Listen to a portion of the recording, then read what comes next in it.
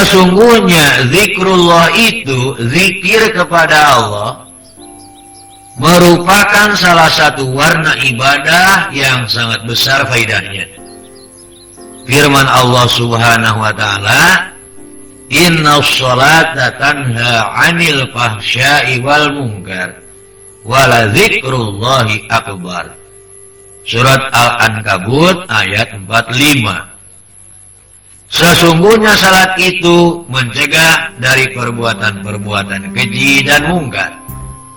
Dan sesungguhnya zikrullah, zikir kepada Allah, yakni salat, adalah lebih besar keutamaannya dari ibadah-ibadah lain. Menurut Ibnu Taimiyah, yang benar maksud dari ayat ini adalah bahwa salat mempunyai dua tujuan yang sangat besar. Yang satu lebih besar dari yang lainnya, karena salat dapat mencegah fahsya dan mungkar. Dan ini mencakup atas zikrullah. Sedang yang terdapat dalam salat dari zikrullah itu mempunyai nilai lebih besar lagi daripada mencegah fahsya dan mungkar. Dalam Al-Quran banyak sekali ayat yang memerintahkan agar orang-orang mukmin melakukan zikir kepada Allah dengan zikir yang sebanyak-banyaknya. Antara lain kita kutipkan beberapa ayat. Misalnya satu, surat Al-Ahzab ayat 41-42. Ya ayyuhalladzina amanu dzkurullaha, ya ayyuhalladzina amanu dzkurullaha dzikran katsira wasabbihuhu bukratan wa asila. Wahai orang-orang yang beriman, berzikirlah kepada Allah dengan zikir yang sebanyak-banyaknya, dan bertasbihlah kepadanya di waktu pagi dan petang. Yang kedua, surat Al-Jum'ah ayat 10. Wadhkurullaha la'allakum tuflihun. Dan berzikirlah kepada Allah banyak-banyak supaya kamu beruntung. Dan ketiga, surat An-Nisa ayat 103. Fa'idza qadaytumus shalat fadhkurullaha qiyaman wa qu'udan wa 'ala junubikum. Maka apabila kamu telah menyelesaikan salatmu, berzikirlah kepada Allah di waktu berdiri, di waktu duduk, dan di waktu berbaring. Menurut Ibnu Abbas, berzikir itu dilakukan pada waktu malam dan siang, di daratan dan di lautan, tengah bepergian dan tengah mukim, pada waktu kaya dan pada waktu fakir, pada waktu sehat dan pada waktu sakit, dan juga pada waktu sepi dan ramai. Zikrullah itu dapat memelihara jiwa dan ruh, dapat memperkuat jiwa untuk mencintai hak dan kebenaran, dan dapat mendorong melakukan kebaikan, serta dapat melemahkan kecenderungan melakukan kejahatan dan kebatilan, sehingga setan tidak dapat masuk kepadanya sama sekali. Sabda Rasulullah SAW, Allah berfirman, Ana inda dhanni abdi bi, wa ana ma'ahu idza zakarani, wa in zakarani fi nafsi zakartuhu fi nafsi, wa in zakarani fi mala'in zakartuhu fi mala'in khairin min mala'in. Sesungguhnya aku, Allah, bagaimana keyakinan hambaku kepadaku saja, apabila dia berzikir kepadaku dalam hatinya, maka aku pun ingat akan dia pada hatiku. Dan apabila dia berzikir kepadaku di tempat yang ramai, maka aku pun juga ingat dia di tempat yang ramai, yang lebih baik lagi daripadanya. Zikrullah itu termasuk salah satu sebab yang paling besar yang akan dapat membebaskan orang dari rasa takut di alam akhirat nanti.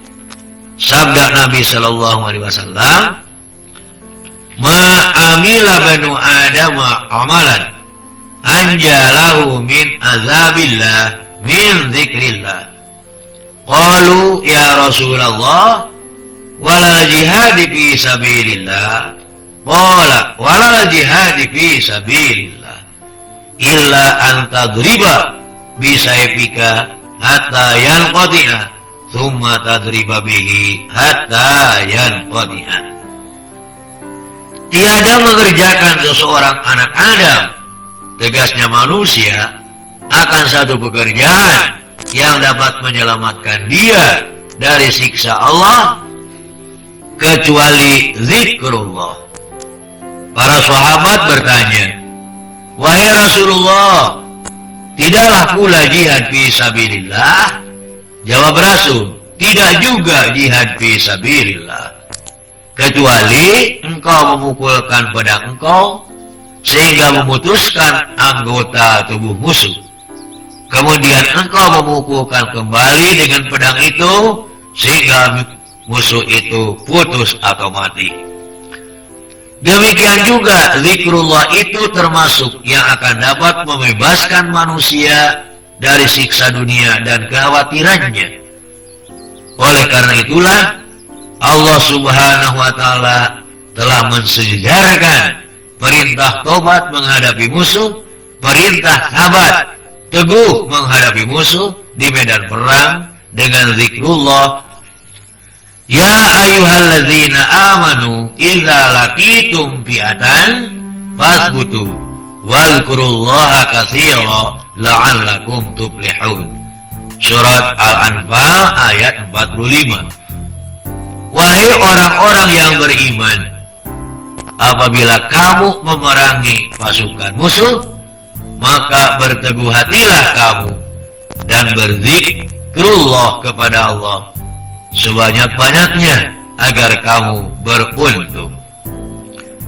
Masalahnya sekarang adalah, apakah yang dimaksud dengan zikir itu? Apakah zikir itu hanya dengan lisan saja atau juga dengan perbuatan? Yaitu misalnya dengan mengikuti perintah Allah dan menjauhi larangannya. Mengapa demikian? Karena para ulama dalam menafsirkan ayat alladzina idza dzukirat wajilat qulubuhum, surat Al-Hajj ayat 35 menyatakan demikian. Sesungguhnya mereka itu adalah apabila mereka punya kewajiban, mereka tunaikan kewajiban itu. Dan apabila mereka punya hak, mereka itu ambil hak itu. Semuanya itu mereka lakukan sesuai dengan ketentuan yang telah disyariatkan, tanpa dikurangi atau ditambah walaupun sedikit. Pada satu waktu, sahabat Umar radhiyallahu an pernah berkata, melakukan zikrullah dengan jalan menjauhi larangan Allah dan menunaikan perintahnya lebih baik daripada melakukan zikrullah dengan lisan. Mengapa? Al-Ustaz Abdul Azim Ma'ani dalam kitabnya Ahkamul Quran wa Sunnah menerangkan demikian. Di sana mengandung perbedaan yang sangat jauh. Karena zikir dengan lisan yang kosong dari hati tidak dapat berbuah dan tidak akan menghasilkan apa-apa.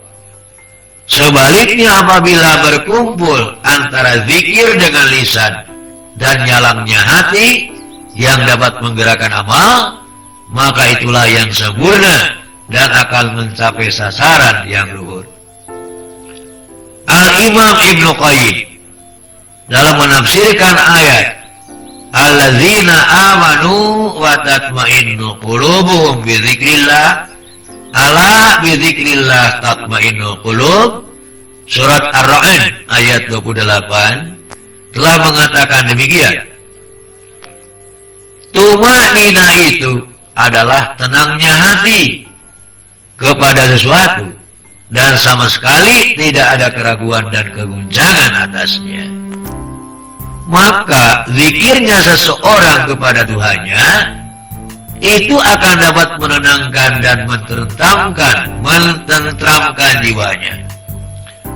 Dan apabila jiwa seseorang mengalami keraguan dan kegoncangan, maka tiada suatu pun yang dapat menenangkan jiwanya kecuali zikrullah itu.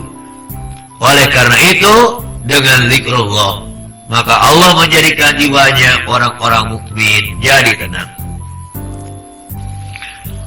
Sesungguhnya hati orang-orang mukmin itu senantiasa dapat merasakan betapa besar nikmat Allah yang telah diberikan kepadanya.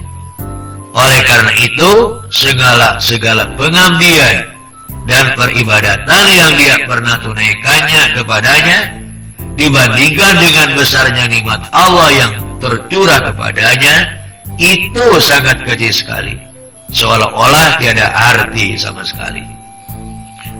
Demikian pula hati orang-orang mukmin itu pada setiap saat dan kesempatan senantiasa dapat mengingat dan merasakan betapa agung dan akbarnya Allah.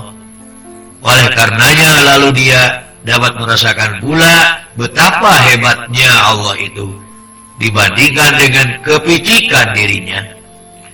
Dan akibat daripada itu semuanya, apabila dia merenungkannya dengan hati yang tulus pada waktu yang sepi, dengan tiada terasa air matanya meleleh menangis karena mengharap ridhonya serta takut azabnya. Hal itu pula lah yang terjadi dengan Rasulullah SAW tatkala beliau menerima wahyu, yakni 10 ayat terakhir dari surat Ali Imran.